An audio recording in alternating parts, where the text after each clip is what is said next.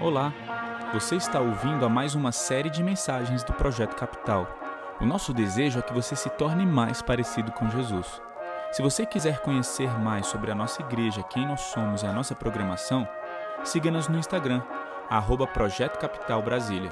E se você quiser ouvir mais mensagens edificantes para a sua vida, se inscreva no nosso canal. Tenho certeza que Deus vai te abençoar grandemente. Deus te abençoe. Olá pessoal, tudo bom? Nós estamos na nossa segunda mensagem da série Eu Consigo Mudar, para aqueles que dizem eu não consigo mudar. E eu estou muito feliz, eu sou o Alex Queiroz, pastor do Projeto Capital. É um projeto de plantação de igreja na cidade de Brasília. Eu queria te convidar a vir aos nossos cultos presenciais que estão acontecendo aos domingos pela manhã.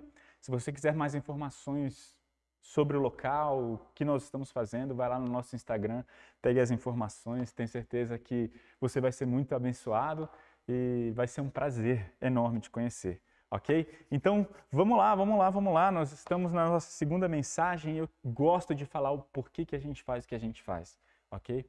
Nós queremos alcançar com o Evangelho de Jesus as pessoas que não estão sendo alcançadas. Sabe o que isso significa? Nós cremos que o Evangelho pode mudar todas as coisas, restaurar todas as coisas. Nós queremos formar discípulos maduros de Jesus, pessoas que se parecem com Cristo. Então a gente acredita que para a gente ser efetivo na nossa missão, nós precisamos ser transformados, ok? Então preste atenção. Eu gosto de falar disso. Por que então dessa série? Porque a gente falou na nossa última série sobre o que é o Evangelho, como entender a Bíblia na perspectiva do Evangelho e da narrativa do Evangelho. Então, agora o que nós queremos com essa série é que você realmente seja transformado. Como que o Evangelho transforma a minha e a sua vida? Primeira razão, por causa da nossa missão. Segundo, porque todos nós estamos em um processo de restauração. Todos nós. Até você, eu já conheço a Jesus, mas você está em um processo de restauração. Eu não conheço a Jesus, ou eu já fui numa igreja, não importa. Todos nós estamos em um processo de restauração, né? E terceira e última coisa, você precisa buscar transformação. Você precisa. Não, eu sou perfeito, não tem nada que eu preciso mudar. Essa série é para, se você pensa assim, é para te mostrar que isso não é verdade. E se você reconhece que precisa de mudança na sua vida, tem muitas pessoas que estão buscando transformação da forma errada. Nós vimos na mensagem anterior. Cara, não perca a primeira mensagem. É fundamental nessa série. Você vai ver o porquê você não consegue mudar, porque você está tentando mudar a pessoa ou a coisa, as circunstâncias da maneira errada. Entende? E hoje a gente vai ver mais sobre a mudança. Talvez algumas pessoas falem, Alex, eu não consigo mudar. Eu conheço Jesus, não importa, eu já fui em igreja, já fiz isso, já fiz aquilo, eu não consigo mudar. As circunstâncias me abalaram demais, eu sou uma pessoa extremamente triste, depressiva, eu não consigo mudar. Deixa eu te falar uma coisa, você pode mudar.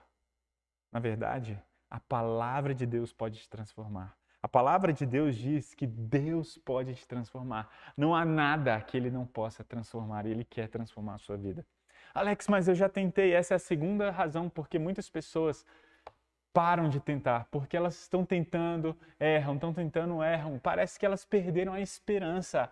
Deixa eu te falar, eu quero renovar a esperança no seu coração para a transformação. Mas eu preciso ser sincero com você. Tem muitas pessoas que acreditam que a transformação é como uma varinha de condão. Ou então, tem muitas pessoas, e a gente vai ver isso na próxima mensagem, provavelmente, existem muitas pessoas que acreditam que, então eu preciso de Jesus, eu preciso de Deus para mudar. E as pessoas acham que Deus vai mudar da maneira como elas entendem, não da maneira como Deus entende e quer.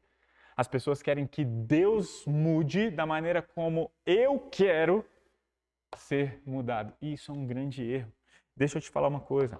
Nós acreditamos que você pode ser transformado por Deus. Eu quero renovar a sua esperança e a sua perseverança no seu processo de transformação. Eu queria começar fazendo isso de uma maneira incrível, ok? Eu quero te contar sobre um fato real que aconteceu lá em Lafayette. Lafayette é uma cidade nos Estados Unidos que fica em Indiana, ok? Lá existe uma igreja chamada Faith Bible Church.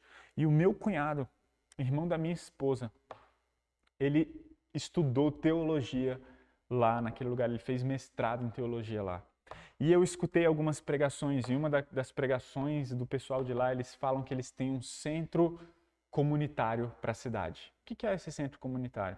Eles querem ajudar a cidade. Eles querem ser bênção, eles querem provocar uma ação social naquela cidade através de um centro comunitário que eles construíram lá. E lá naquele centro comunitário existe um centro de aconselhamento bíblico. E as pessoas que estão sofrendo e precisam mudar, sabe o que elas fazem? Ao invés de irem psicólogos, ao invés de ir procurar ajuda no humanismo do mundo secular, não estou falando que a gente não possa ir em psicólogo, pelo amor de Deus. O que eu estou querendo dizer é que aquela igreja, ela está ajudando as pessoas a serem transformadas pela palavra de Deus. Isso não é demais? E eu vou te contar uma história que aconteceu, é verdade. Tá? Uma mulher, ela era completamente viciada em álcool. Ela bebia tanto, que ela chegava em casa e ela caía no chão. E ela tinha uma filha de 5 anos de idade, que às vezes via a mãe do lado de fora da casa caída. E aquela menininha de 5 anos não sabia nem se a mãe estava viva ou morta. E ela era completamente viciada no álcool. Ela era controlada pelo álcool. E sabe o que ela fez? Ela procurou ajuda naquele centro comunitário, porque ela ficou sabendo que ali naquele lugar as pessoas estavam ajudando as pessoas a serem transformadas. E ela foi lá falando, eu preciso de ajuda. E quando ela foi lá reconhecendo isso, ela conversou com um conselheiro bíblico. E sabe o que ela disse para ele? Ela disse para ele que ela era completamente dominada pelo álcool. E uma das razões daquilo é porque ela entendia que o marido dela não fazia bem para ela. Ela tinha expectativa de que o marido a tratasse muito melhor do que ele tratava. E sabe o que ela fazia respondendo a esses maltratos do marido? Ela bebia, ela se afogava na bebida. E ela era controlada pela bebida. E sabe o que ela fazia para viver? Ela trabalhava em uma lanchonete como garçonete. E então o conselheiro bíblico falou, olha, a gente vai te ajudar. E ele começou a mostrar a palavra de Deus para aquela mulher. E eles começaram a ensinar como o Evangelho, como Cristo Jesus era capaz de transformar a vida daquela mulher. E eles mostraram na palavra de Deus como Jesus Cristo podia libertá-la da escravidão do álcool, do vício do álcool. E sabe o que aconteceu? Eu vou te contar um pouquinho do que aconteceu nesse processo de transformação. Uma vez, aquela mulher, ela estava na lanchonete, todo o salário que ela recebia, toda gorjeta que ela recebia, ela colocava em um cofre, dentro da lanchonete. Ou seja, o chefe dela, daquela lanchonete, sabia das dificuldades que ela tinha e resolveu ajudar. Então, todo o salário dela, ela pegava toda a gorjeta, ela colocava dentro de um cofre. Por quê? Porque se ela tivesse algum dinheiro na mão, ela ia pro bar beber. Ela era completamente viciada no álcool. E aí sabe o que aconteceu? Em uma dessas vezes, ela guardou um dinheiro lá naquele cofre, ela foi para casa e o marido dela dormiu, a filha dela dormiu e deu 1h da manhã, ela pensou, nossa, eu ganhei uma gorjeta hoje, eu preciso entrar naquele shopping, a lanchonete que ela trabalhava ficava dentro do shopping. Ela falou, eu preciso entrar lá, eu sei a senha do cofre, eu preciso pegar aquele dinheiro. E ela começou a bolar um plano para entrar lá. E sabe o que ela fez? Ela lembrou que tinha um segurança naquele shopping, ela conhecia. Então ela inventou uma história para segurança, entrou lá na lanchonete, abriu o cofre, pegou o dinheiro e foi pro bar beber. E ela, depois no aconselhamento, ela contou isso pro conselheiro e falou, olha o que eu fiz, eu caí. E ela falou, eu não consigo, eu olhava para a garrafa e eu preciso te confessar uma coisa, eu amo demais aquela garrafa.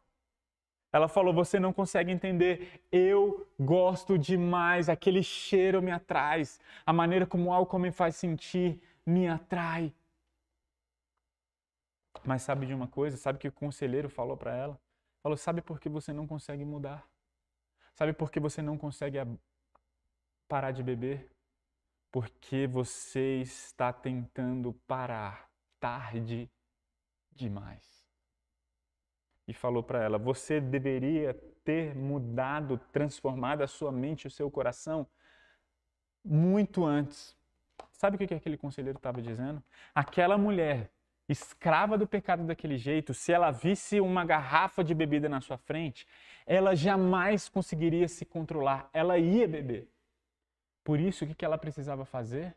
Frear o pecado no seu início, na sua raiz.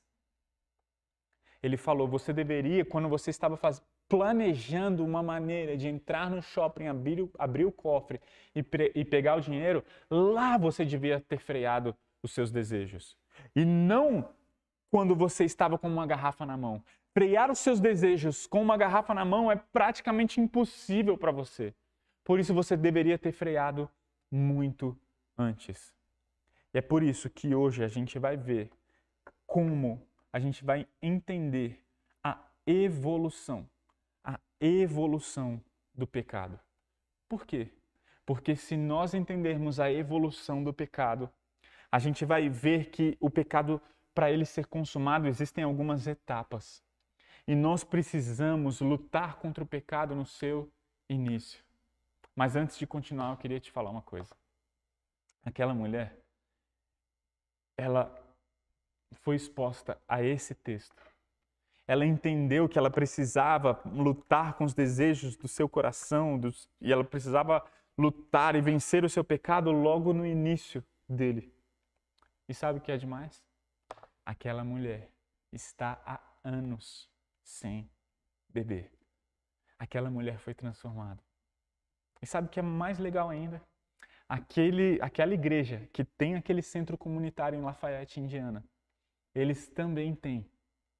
Eles abriram um centro de reabilitação feminino para viciadas. E sabe o que eles fizeram? Sabe quem eles chamaram para ajudar na reabilitação de mulheres viciadas? Aquela mulher viciada em álcool. Isso não é demais? Deixa eu te falar, Deus pode transformar a sua vida. A palavra de Deus é poderosa. A palavra de Deus é poderosa. Nós precisamos mudar da maneira certa, na profundidade certa, sabe? E agora a gente vai ver sobre a evolução do pecado. Esse foi um texto fundamental para a transformação daquela mulher e pode ser um texto fundamental para a sua vida. Na mensagem anterior nós vimos sobre Tiago capítulo 4. Hoje veremos sobre Tiago capítulo 1, versículos 13 a 15. Então acompanhe comigo na leitura. O texto diz assim: E quando vocês forem tentados, não digam, esta tentação vem de Deus, pois Deus nunca é tentado a fazer o mal, e Ele mesmo nunca tenta alguém. A tentação vem de nossos próprios desejos, e nos seduzem e nos arrastam. Esses desejos dão à luz o pecado, e quando o pecado se desenvolve plenamente, gera a morte. A morte. Prestem atenção no que o texto está nos ensinando. Aqui nós percebemos que o pecado ele tem começo, meio e fim. E sabe o que é mais interessante? Logo de cara, nesse versículo 13, a gente vê que a tentação ela não vem de Deus. Por quê? A tentação é algo provocada pelos nossos desejos. Por isso a gente tem que entender a evolução do pecado para conseguirmos ser transformados. Muitos pecados só vão conseguir ser transformados, muitas vezes o nosso coração só vai conseguir mudar quando nós frearmos o pecado no seu início. E eu queria mostrar para vocês um pouco sobre a evolução do pecado. Veja que o pecado tem um início, o pecado tem um processo e o pecado tem uma ação. O pecado tem um início, O pecado tem um processo e o pecado tem uma ação. Agora imagine comigo um casal que briga. A gente usou um pouco dessa ilustração na mensagem anterior. Mas imagine um casal que esteja brigando. Aquilo é a ação do casal. Eles estão brigando, certo? Eu te pergunto, por que aquele casal está brigando? Por causa da cobiça no seu coração, por causa dos desejos no seu coração. Aqueles desejos, eles se tornam um processo, eles ocupam a nossa mente e então acontece a briga. Deixa eu me fazer mais claro. Imagina um casal, você chega na sua casa e de repente você ouve os seus vizinhos brigando, discutindo, e eles estão falando em voz alta e de repente você escuta coisas quebrando dentro da casa e você fica preocupado e fala, meu Deus, está acontecendo a Terceira Guerra Mundial aqui do lado, ok?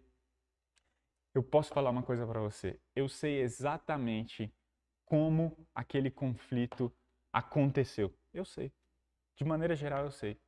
Provavelmente, pela manhã ou semanas, meses, anos antes, sabe o que aconteceu? Eles tiveram uma discussão logo quando acordaram. E eles estavam discordando um do outro. Um estava falando, poxa, você precisa fazer isso. E o outro falando, não acho, você que tem que fazer isso. E eles tiveram uma discussão logo pela manhã. E eles saíram de casa e os dois emburrados foram para o seu trabalho e os dois muito chateados. Sabe o que aquele homem alimentou na sua mente?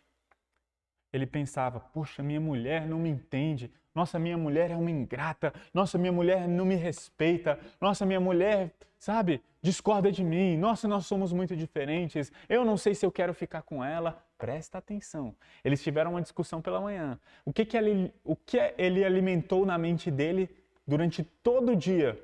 Aí ele foi conversar com seus amigos. Aí, de repente, ele abriu o coração para alguém. Sabe o que ele falou? Falou mal da esposa. E falou mal da esposa e falou, e eu não aguento mais. E foi só isso que ele colocou na mente. Quando ele voltou para casa, o que aconteceu? Conflito. E talvez eu te pergunte, quando ele voltou para casa, ela fez algo que não era, que ele achou que ela deveria ter feito, ela fez algo ela fez algo que ele achou que ela não deveria ter feito. E aí o que aconteceu? O conflito, a briga. Mas presta atenção. Presta atenção no processo do pecado. Porque o pecado ele possui um processo.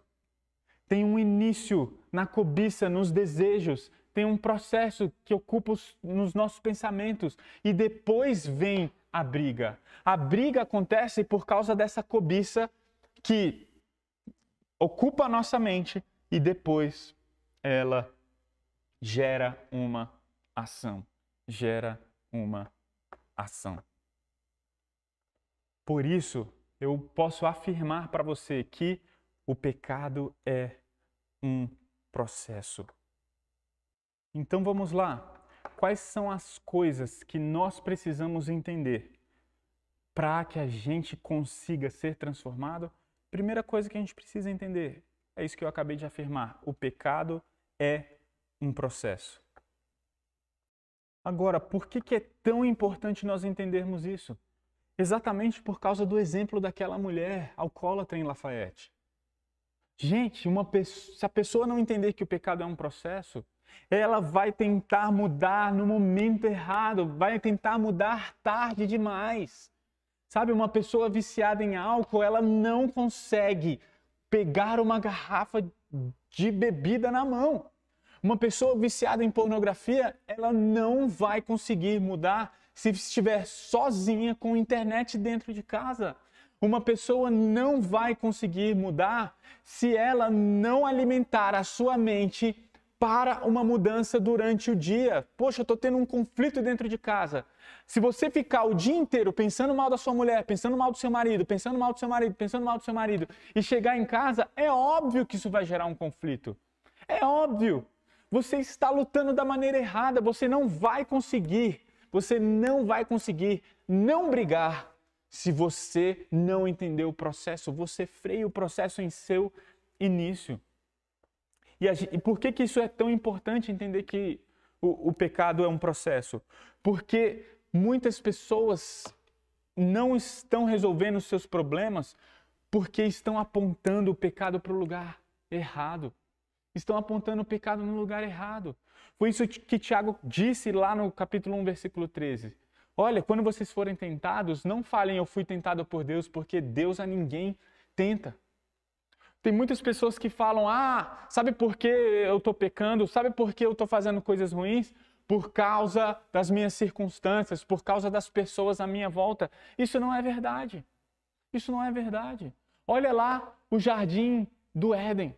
Lá no Éden a gente viu seres humanos pecando em lugares perfeitos. Ou seja, a culpa não é da cultura, a culpa não é da internet, a culpa não é do álcool, a culpa não é da pornografia, da internet, entende? A culpa não é do seu cônjuge, a culpa e a responsabilidade está em nós, no nosso coração, e precisamos entender isso.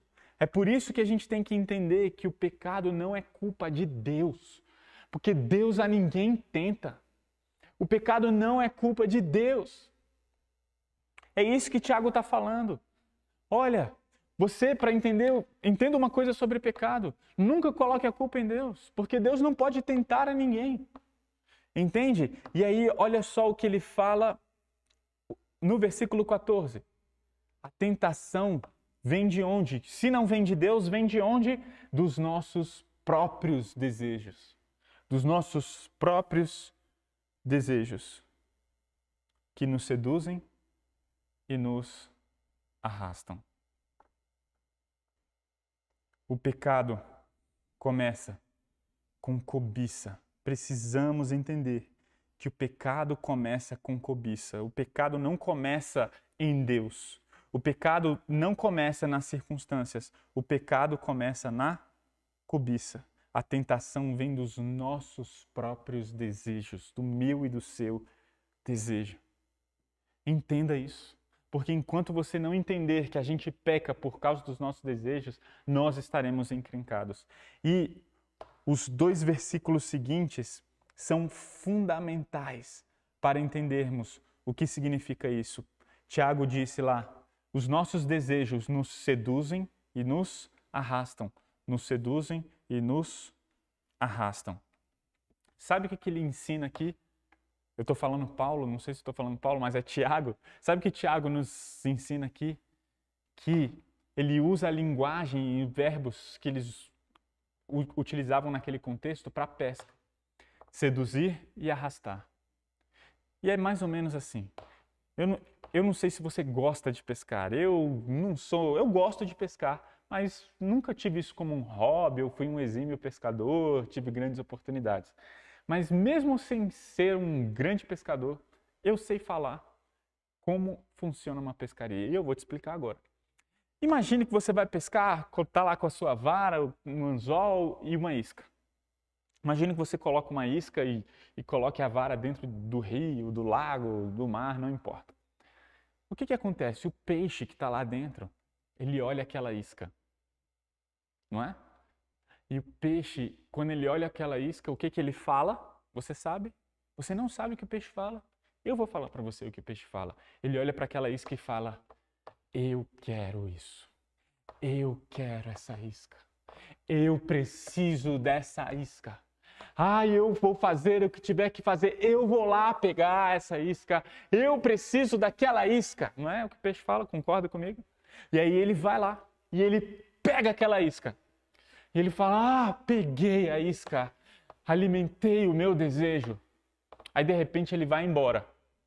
Quando ele começa a ir embora, ele fala, tem alguma coisa errada aqui. Opa, eu tô tentando ir embora, não tô conseguindo. E de repente ele se toca, eu fui pego. Eu fui pego. E ele começa então a o quê? Ser arrastado. E a pessoa que está pescando começa a puxar a vara com o peixe lá. E enquanto o peixe está sendo arrastado e puxado, o que ele está falando, você sabe? Primeiro ele falou, eu quero. E agora, o que ele fala? Ele fala assim, nossa, como eu sou burro. Eu não acredito que eu caí nessa. Eu não acredito que eu fiz isso. Eu não acredito que eu fiz isso de novo. Ontem eu fui pego, me tiraram e agora de novo. Não, não é possível. É isso que Tiago mostra aqui sobre os desejos. É isso que o desejo faz. O desejo, ele seduz e o desejo, ele arrasta. É isso que os desejos do nosso coração fazem com a gente. Ele nos seduz. Nós somos seduzidos. Foi isso que aconteceu com Eva lá no Jardim do Éden. Leia capítulo 3, versículo 6.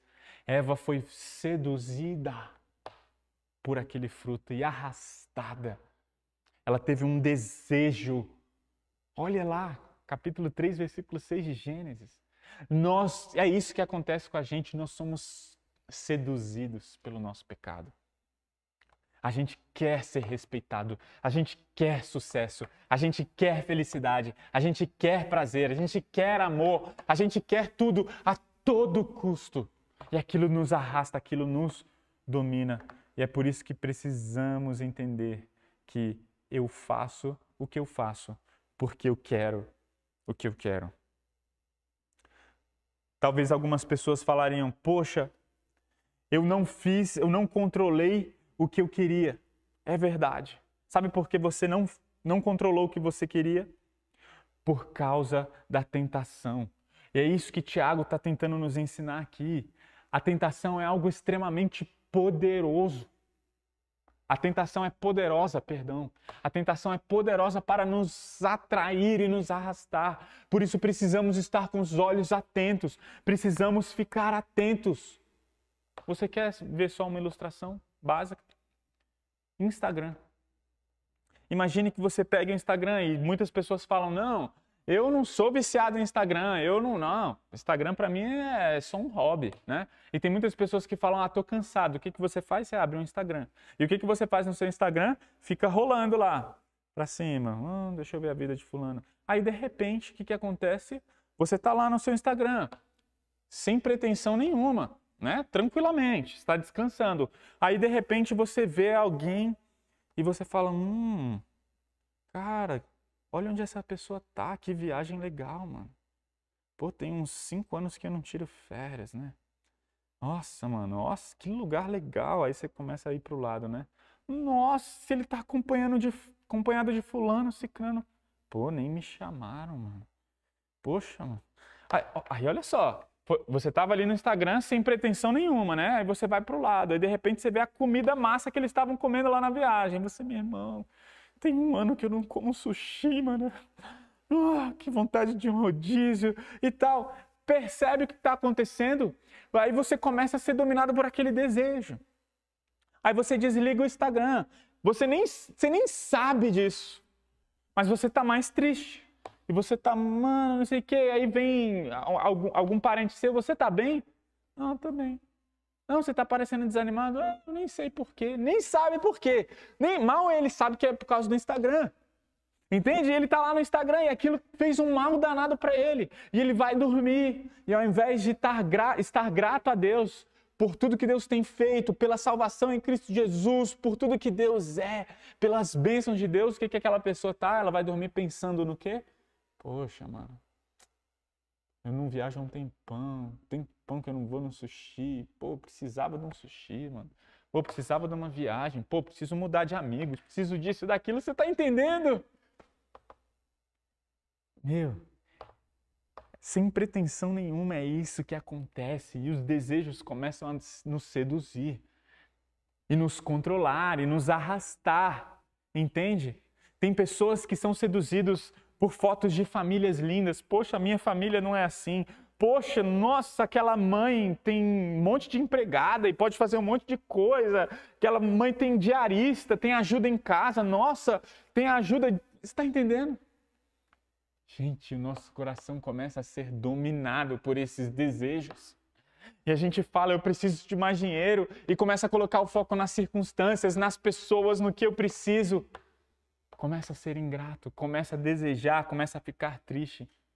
Mas a palavra de Deus nos mostra, Eclesiastes capítulo 9, versículo 3. É uma grande tragédia que todos debaixo do sol têm o mesmo destino. Além disso, o coração das pessoas está cheio de maldade.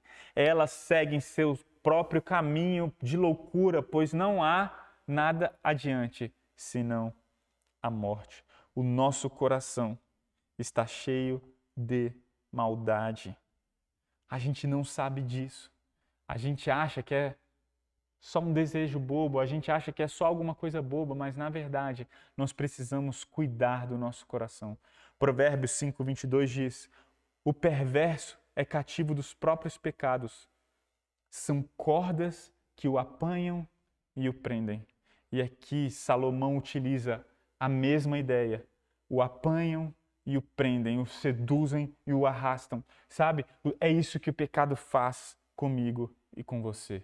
Por isso, entenda de uma vez por todas.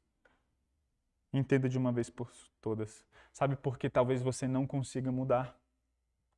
Sabe por quê? Porque talvez você seja escravo dos seus desejos.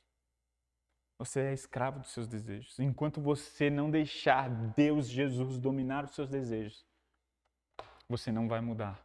Pare de querer mudar o comportamento. Você não vai parar de beber. Um viciado em álcool não vai parar de beber parando de ir ao bar. Ele vai parar de beber quando ele parar de desejar aquilo. Quando ele mudar os planos do seu coração. Quando ele começar a fazer planos para transformação. Sabe quando o seu casamento vai mudar? Quando você entender que você precisa desejar o seu cônjuge, desejar amar o seu cônjuge, independente se ele mudar ou não. E você começar a fazer planos de amor e não de desejo de transformação do outro. Você precisa mudar. Você precisa mudar os seus desejos. As pessoas não mudam porque são escravas dos seus desejos. E é por isso que Tiago falou no capítulo 4.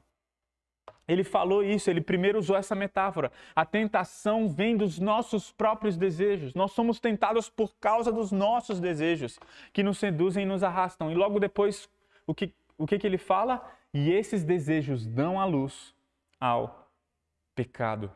Primeiro, Paulo utiliza a metáfora de caça e pesca. E depois ele utiliza a metáfora de uma mulher dando à luz. Ok? Por isso a gente falou para cuidar dos pensamentos. Por isso que a gente entende que a evolução do pecado começa com cobiça, depois ele tem um processo e depois só ele tem uma ação pecaminosa. Mas ele tem um processo. Assim como o bebê ele passa por uma gestação de 9 meses, o pecado ele é gestacional. Lembra aquela ilustração do casal que briga? Eles tiveram uma divergência pela manhã. Durante o dia, o conflito que será gerado na noite, ele estava num processo de gestação durante todo o dia, pensamentos ruins sobre o meu cônjuge.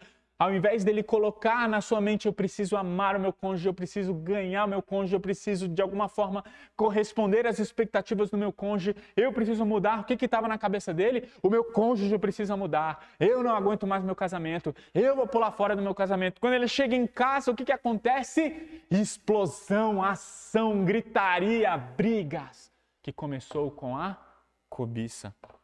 Entenda a evolução do pecado. Se você não entender a evolução do pecado, nem eu nem você iremos conseguir mudar. Então o pecado é um processo. O pecado começa com a cobiça e o pecado toma conta dos nossos pensamentos. Cuidado com o que você pensa, cuidado com os seus pensamentos. Ok?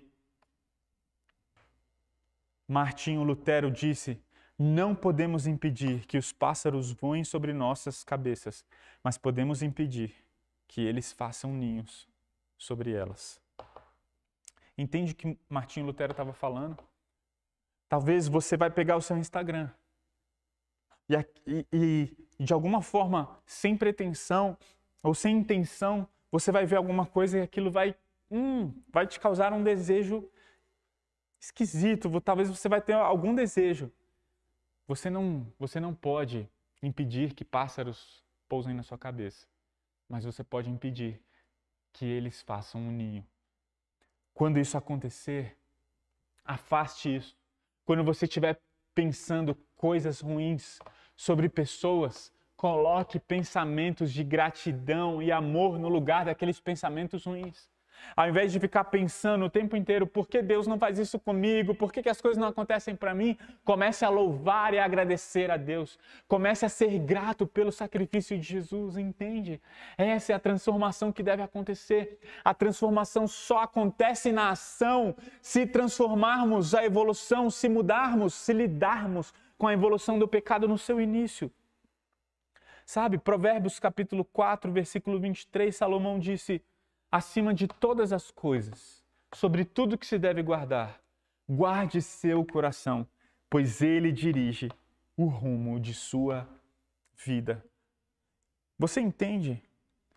Tem muitas pessoas querendo mudar no nível do comportamento, mas enquanto não mudarmos o nosso coração, enquanto não guardarmos o coração, nós não estaremos lutando e batalhando para a transformação da maneira correta. Isso é muito importante.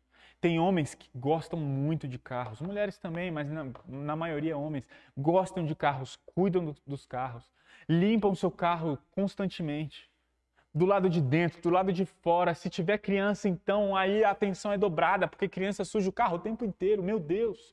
E aí a criança suja o carro, aí o homem vai lá, limpa o carro, não sei o quê, aí alguém vai e suja o carro. E ele guarda o carro, ele deixa o carro limpo. Deixa eu te falar, homens, guardem os seus corações. Mais do que você guarda o seu carro. Mais do que você guarda da limpeza da sua casa. Mais do que você guarda da sua aparência. Guarde o seu coração.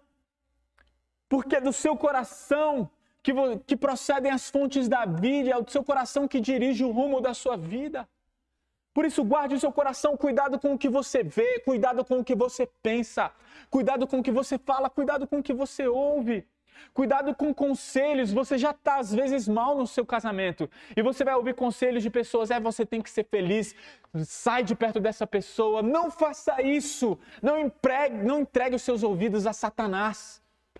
Entenda isso, guarde o seu coração, cuidado. Da mesma forma, Paulo em Filipenses capítulo 4, no versículo 8, disse: por fim, irmãos, quero lhes dizer só mais uma coisa. Concentrem-se em tudo que é verdadeiro, tudo que é nobre, tudo que é correto, tudo que é puro, tudo que é amável, tudo que é admirável. Pensem no que é excelente e digno de louvor. Pensem no que é excelente e digno de louvor. Precisamos cuidar da nossa mente, precisamos cuidar do que está nos nossos pensamentos, como Paulo falou aqui no versículo 8 do capítulo 4 de Filipenses. Precisamos mudar a maneira de pensar. Por isso lá em Romanos 12 ele fala: sede transformados pela renovação da vossa mente, que é o vosso culto racional. Nós precisamos cuidar da nossa mente. Deixa eu te falar uma coisa. As pessoas caem em pecado por desejos diferentes. Às vezes as pessoas elas cometem o mesmo erro, mas aquele erro é motivado por um desejo diferente. Por isso devemos identificar o que é a nossa cobiça. E deixa eu trazer uma ilustração. Imagine uma pessoa que ela quer ir para a igreja. E sabe de uma coisa? Ela tem uma baita reputação de uma pessoa extremamente organizada e uma pessoa que nunca chega atrasada. Essa é a reputação dela. E de repente ela sai de casa com uma certa antecedência, mas no caminho ela percebe que tem um trânsito muito grande. Sabe o que aquela pessoa faz? Ela começa a xingar as pessoas, ela começa a murmurar, bater na buzina e falar: sai da frente, eu não posso chegar atrasado na igreja. Não é? Porque ela tem uma reputação a zelar. Entretanto, existe uma outra pessoa que ela também está indo para a mesma igreja. E aquela pessoa, ela teve uma semana extremamente cheia, complicada, difícil. Ela trabalhou muito e dormiu muito pouco e ela está cansada. E ela queria chegar com antecedência na igreja. Sabe para quê? Para ficar sossegada, respirar um pouco. Porque a semana foi muito conturbada. Aí sabe o que acontece? Ela se depara com o mesmo trânsito daquela outra pessoa. E sabe o que ela faz? ela começa a xingar as pessoas, murmurar, bater a mão na buzina. Perceba, as duas estão agindo da mesma forma. As ações são idênticas, mas os desejos são diferentes. Você consegue perceber isso? Uma deseja permanecer com uma grande reputação. Uma deseja permanecer com os elogios das pessoas. Ela não quer ver a piadinha de alguém que falou: ah, chegou atrasado hoje, hein, organizado. A outra, ela não está preocupada com as pessoas. Ela está preocupada com o seu descanso, com o seu conforto. O desejo de um é o conforto, o desejo do outro é a reputação. E por causa de desejos diferentes, as pessoas pecam de maneiras similares. Você quer mudar realmente? Existem pessoas, por exemplo, viciadas em pornografia. Como que uma pessoa viciada em pornografia muda? Quando ela identifica a cobiça do seu coração. Você é tentado pelo seu desejo. Que desejo é esse? E eu queria mostrar uma lista, uma pequena lista de coisas que talvez te impulsionem a brigar com o cônjuge, brigar com os pais, brigar com os filhos. Quais são esses desejos que controlam, dominam o seu coração a ponto de você se envolver em pecado, em conflitos? E é uma lista pequena, não exaustiva, mas são alguns desejos que eu me lembrei aqui. Primeiro, o desejo pelo sucesso. Tem pessoas que querem muito sucesso. Sucesso no trabalho, que prezam por uma grande reputação e elas são capazes de pecar, elas são controladas por esse desejo. Elas são capazes de negligenciar suas casas, suas famílias por causa desse sucesso. Existe um desejo ardente por beleza. E existem pessoas que são fissuradas por beleza. Sabe, e elas querem muito isso, elas vivem na academia, elas gastam horas e horas e dinheiro e mais dinheiro com cremes e com plástica, elas fazem tudo por causa da beleza. Existem outras pessoas que a cobiça delas, elas são dominadas pela cobiça da riqueza, os bens materiais. E elas são completamente materialistas e elas são dominadas por isso. Existem outras pessoas que são dominadas pela aprovação dos homens. Nossa, uma crítica de alguém para ela é o fim do mundo, ela fica mal, entende? Existem pessoas que ela cobiça acima de tudo uma saúde incrível e elas são completamente dominadas por esse desejo.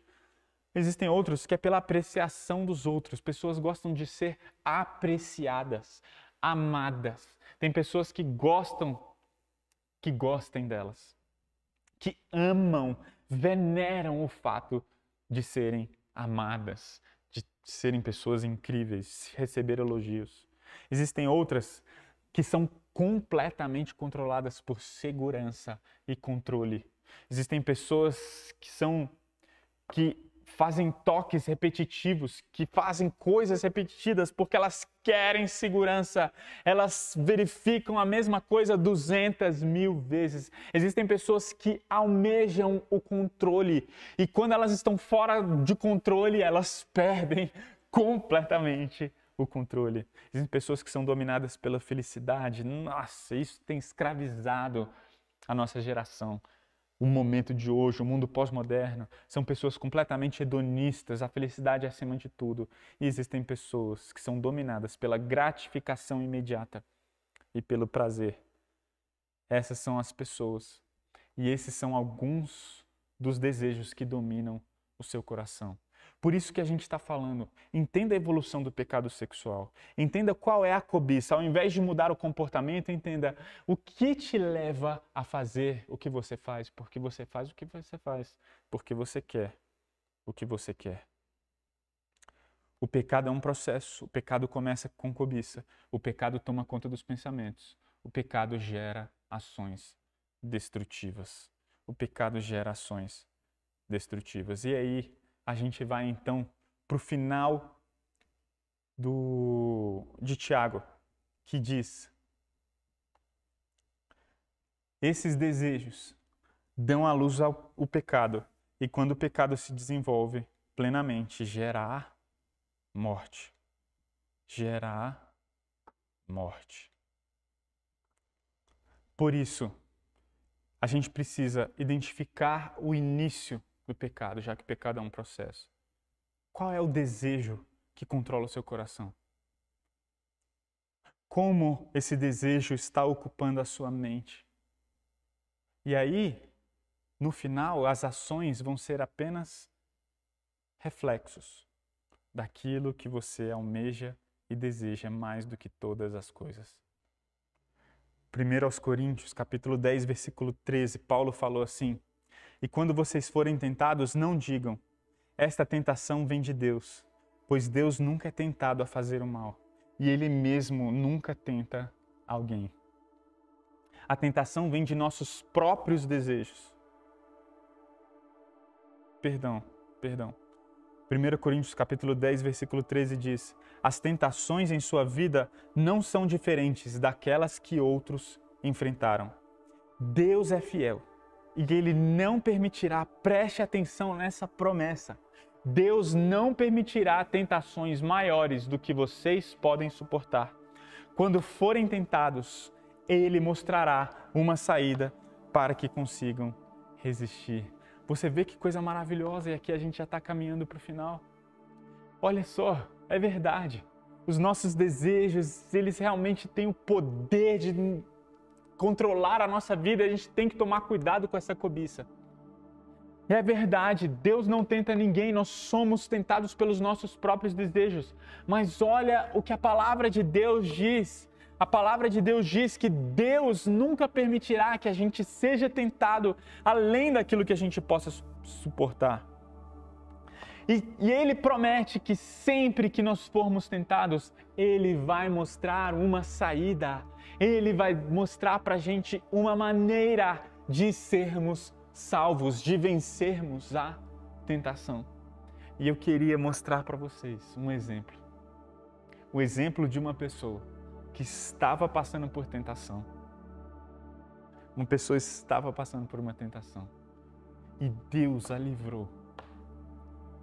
E olha como Deus faz isso. Eu quero que você preste atenção para a cura, para a vitória sobre a tentação. Presta atenção. Lá em Salmos 73, a gente vai ver um salmo do profeta Asaf. E Asaf estava sendo tentado. Eu queria que nesse momento, se você quiser, pega uma Bíblia física, impressa, e abre lá no Salmo 73, a gente vai ler alguns versículos até chegarmos nos versículos chaves, ok? Lá no Salmo 73, nos versículos 2 e 3, Asaf fala assim: quanto a mim, olha só, quanto a mim, eu quase tropecei, meus pés escorregaram e quase caí, pois tive inveja dos orgulhosos quando os vi prosperar, apesar de sua perversidade. Sabe o que Asaf está falando aqui nesses dois versículos? Ele estava falando que ele estava em casa e ele estava mexendo no Instagram. E Asaf estava mexendo no Instagram e de repente ele teve inveja das pessoas. Ele desejou o que as pessoas tinham. Ele viu a prosperidade das pessoas. E ele desejou no seu coração, ele cobiçou no seu coração aquela prosperidade. E ele passou por aquela tentação. É isso que ele está falando aqui em Salmo 73. E aí nos versículos 12 a 14 ele fala assim: vejam como os perversos desfrutam de uma vida tranquila enquanto suas riquezas se multiplicam. Foi à toa que mantive o coração puro? Foi em vão que agi de modo íntegro? O dia todo só enfrento problemas, cada manhã sou castigado. Sabe o que Asaf está falando? Que ele estava lá no Instagram, aí de repente ele viu uma pessoa que estava numa viagem prosperando e depois daquela viagem ele arrastou para o lado e ele viu a pessoa falando: além de estar nessa viagem eu apliquei na bolsa e teve um boom na bolsa e meu dinheiro multiplicou. E ele estava: como assim? A riqueza deles só multiplica, essas pessoas vivem de uma vida tranquila, é só viagem, viagem, viagem, parece que eles trabalham uma vez na semana só. E aí ele questiona, ele fala: será que foi à toa que eu guardei meu coração? Provérbios fala para eu guardar meu coração, sabe? Será que foi à toa, Deus? E eu imagino ele questionando a Deus: foi à toa que eu me mantive íntegro perante o Senhor? Foi à toa que eu li a palavra de Deus? Fui na igreja? Sabe por quê, Deus? Porque parece que dá tudo certo para quem não conhece o Senhor. Mas para aqueles que te conhecem parece que dá tudo errado. O dia todo eu só enfrento problemas. Cada manhã sou castigado. Parece que Deus só me disciplina. Mas quem não conhece a Deus vive numa vida boa e tranquila. É o que Asaf está falando aqui. Aí nos versículos 16 e 17 ele continua: eu tentei compreender por que prosperam. Por que, Deus? Eu tentei entender isso. E ele fala: que tarefa difícil. Então, versículo 17, versículo chave no texto. Então, entrei em teu santuário, ó Deus, e por fim, entendi o destino deles. Sabe o que aconteceu? Asaf estava lá, eu imagino ele tendo uma batalha, ele tentando entender, ele orando, ele questionando a Deus, até que ele então teve um encontro com Deus. Ele entrou no santuário de Deus, o santuário representa a presença de Deus. E quando ele entrou na presença de Deus, ele se tocou: uau, esse pessoal não conhece a Deus. Eles estão desfrutando de uma vida muito tranquila aqui e agora, mas o destino deles não é legal. Entende? O destino final deles não é legal. Aí no versículo 21, Asaf fala assim: eu percebi então que meu coração se amargurou e que eu estava despedaçado por dentro. Aquela cobiça acabou comigo. Eu fui tolo e ignorante, ele disse. A teus olhos, Deus, devo ter parecido um animal irracional. O Senhor devia estar olhando para mim e falando: Asaf, o que você está fazendo? E no entanto, ainda pertenço a ti. Olha só, quando ele entra na presença de Deus, ele se toca não apenas o destino dos ímpios, mas ele fala: eu pertenço a ti. Tu seguras minha mão direita, tu me guias com teu conselho e me conduzes a um destino glorioso. Uau! Asaf, ele entendeu, ele entrou na presença de Deus, ele entendeu quem ele era, ele entendeu que pertencia a Deus. E aí então nós vamos para uma das declarações mais lindas de toda a Bíblia, no Salmo 73, versículo 25, quando ele diz: quem mais eu tenho no céu, senão a ti? Eu te desejo mais que a qualquer coisa na terra. Uau! Minha saúde pode acabar, o meu espírito fraquejar, mas Deus continua sendo a força do meu coração. Ele é minha possessão, a minha posse para sempre. Que coisa linda! A quem tenho eu no céu, senão a ti, Senhor? E na terra eu não desejo nada mais do que estar junto a ti. Sabe como Asaf venceu a tentação? Sabe como que Deus deu o livramento para Asaf? Com a presença dele. Entendendo que nós pertencemos a Deus. Entenda uma coisa: nós nascemos no pecado. Davi falou, Salmo 51, versículo 5, que nós fomos gerados já no pecado. Romanos capítulo 3 fala que todos estão afastados da glória de Deus. Não há ninguém que pode ver a Deus, não há ninguém que pode se achegar a Deus. Paulo falou lá em Efésios capítulo 2 que nós estávamos mortos espiritualmente em nossos delitos e pecados. Nós éramos escravos do nosso pecado e por causa disso éramos merecedores da ira de Deus. Mas sabe o que Paulo diz no versículo 4 de Efésios 2? Presta atenção, pessoal! Mas Deus agiu. Mas Deus, que é rico em misericórdia, pelo grande amor com que nos amou, nos deu vida juntamente com Cristo. Mesmo sendo pecadores, pela graça de Deus, nós somos salvos. Nós recebemos salvação. A gente pode não ter toda a prosperidade do mundo, mas nós pertencemos a Deus.